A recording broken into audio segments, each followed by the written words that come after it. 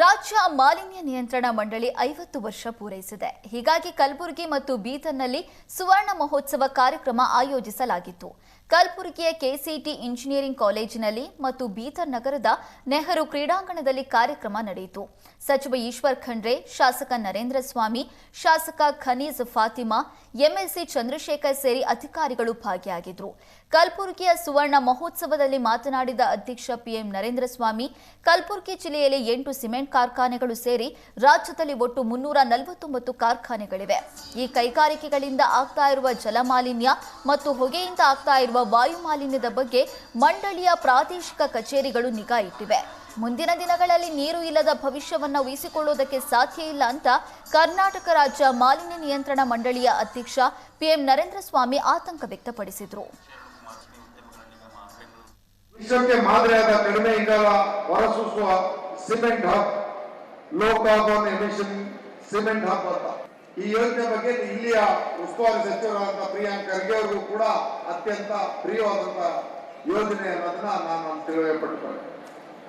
ನದಿ ನೀರಿನ ಗುಣಮಟ್ಟ ಮಾಪನಕ್ಕೆ ಗಾಣಗಾಪುರದಲ್ಲಿ ಈಗಾಗಲೇ ಭೀಮಾ ನದಿಗೆ real time water quality monitoring ಉಪಕರಣವನ್ನು ನಾವು ಈಗಾಗಲೇ ಅಳವಡಿಸಿದ್ದೇವೆ ಅನ್ನೋದನ್ನ ಈ ಸಂದರ್ಭದಲ್ಲಿ ನಾನು ಹೇಳಲಿಕ್ಕೆ ಬಯಸ್ತೇನೆ. ಕಲಬುರಗಿ ಜಿಲ್ಲೆಯನ್ನ ಏಕ ಬಳಕೆ ಪ್ಲಾಸ್ಟಿಕ್ ಮುಕ್ತ ಜಿಲ್ಲೆ ಎಂದು ಘೋಷಣೆ ಮಾಡಿ ಸ್ಥಳೀಯ ಸಂಸ್ಥೆಗಳು ಒಳ ನೀರು ಶುದ್ಧೀಕರಣ ಘಟಕ ಅಂದ್ರೆ STP ಅಳವಡಿಸಿಕೊಳ್ಬೇಕು ಅನ್ನೋದನ್ನ ನಾವು ಕಡ್ಡಾಯ ಮಾಡ್ತಾ ಇದ್ದೇವೆ ಅನ್ನೋದನ್ನ ತಮ್ಮ ಮುಂದೆ ಹೇಳಲಿಕ್ಕೆ ಬಯಸ್ತೇನೆ. ಇವತ್ತು ಅತಿ ಬಳಕೆ ಮೇಲಿರ್ತಕ್ಕಂಥ ಒಂದು ಎಲೆಕ್ಟ್ರಾನಿಕ್ ವಸ್ತುಗಳ ಒಂದು ಹಬ್ ಇವತ್ತು ಎಲ್ಲ ಕಡೆ ಇದೆ. ಆ ತ್ಯಾಜ್ಯ ಮೈಕ್ರೋ ಪ್ಲಾಸ್ಟಿಕ್ ಸಮಸ್ಯೆ ವೈಜ್ಞಾನಿಕ ವಿಲೇವಾರಿ ಮಾತ್ರ ಒಂದು ಪರಿಹಾರ ನೀಡಬೇಕಾದಂತಹ ಜವಾಬ್ದಾರಿ ನಮ್ಮದು.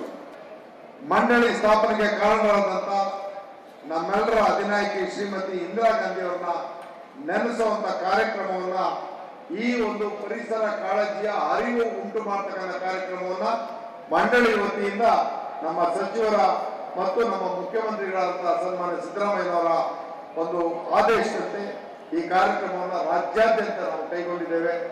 ಪರಿಸರದ ಉಳಿವು ಭವಿಷ್ಯತ್ತಿನ ಉಳಿವು.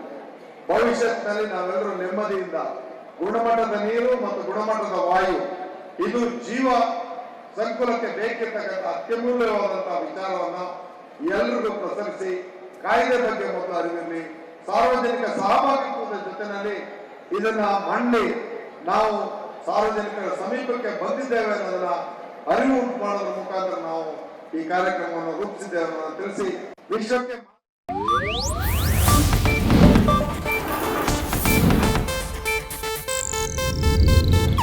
ಇದು ಏಷ್ಯಾನೆಟ್ ನ್ಯೂಸ್ ನೆಟ್ವರ್ಕ್ ಪ್ರಸ್ತುತಿ.